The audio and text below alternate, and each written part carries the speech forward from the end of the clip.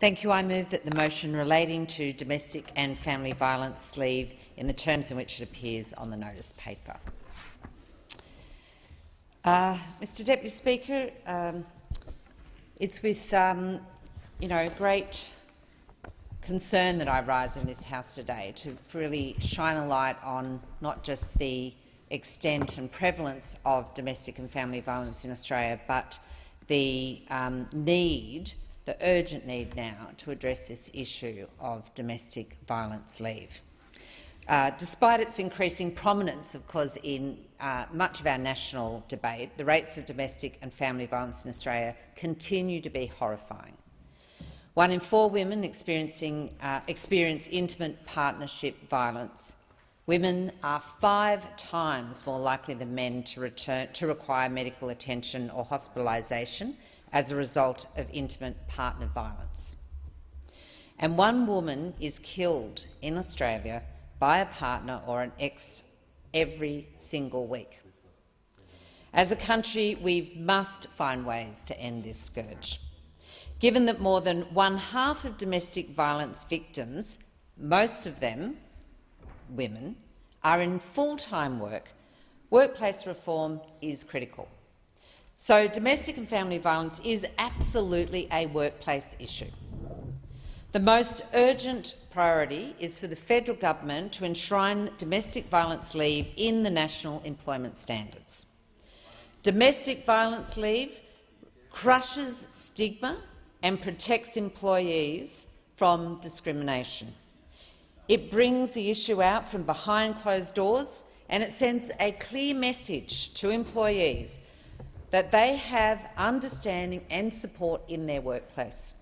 And of course it gives women the time and space they need to rebuild their lives while maintaining their financial independence, one of the key predictors of successfully leaving a violent relationship. Leaving a violent relationship is traumatic, and we know it is also extremely dangerous. But it's equally demanding, exhausting and time-consuming. There are doctors' appointments, trips to the police station, meetings with lawyers, counsellors, financial advisors and others, not to mention house inspections, applications, calls to real estate agents to find a new home. And of course, women with children are often finding new schools and making sure that the mental and physical needs of their children are always being looked after. In recent years, we've seen some real momentum gathering on workplace change. More than half of Australia's major private sector employers have introduced domestic violence leave, and 1/3 have a formal policy. Companies including Telstra, NAB, Virgin Australia, IKEA and Blundstone have led the way, and 1.6 million Australians now have access to this important workplace provision. But many millions do not. I'm very pleased that federal Labor has pledged that 10 days paid domestic violence leave will be enshrined in the national employment standards under a shortened Labor government. But it saddens me that the federal government hasn't made the same commitment. And of course, the fact that the Turnbull government has not only not made that commitment, it's actually rejected the proposal of domestic violence leave. They've actively removed it from the public sector enterprise bargaining agreements. I do believe that many government members are genuinely committed to addressing the scourge of domestic violence, but this isn't being borne out in any government policy.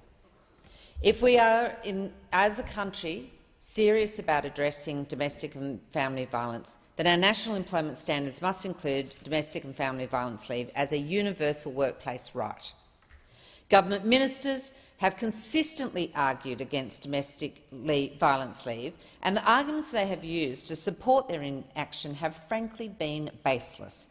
Minister for Employment and, regretfully for many of us, Minister for Women, Michaela Cash, argued that domestic violence leave would be, and I quote, a perverse disincentive for employers to take on female workers. Using this argument, we might as well say the same thing for carers' leave or maternity leave, both being provisions that are disproportionately needed and accessed by women. So this is an argument that's been demolished not just by members on this side of the House, but indeed the Centre for Future Work, which has really put paid to that argument indeed. And I'd like to just pay tribute here to that fearless domestic violence campaigner Rosie Batty for her work here, because Mr Turnbull, it's time for the government to match Labor's commitment and amend the National Employment Standard.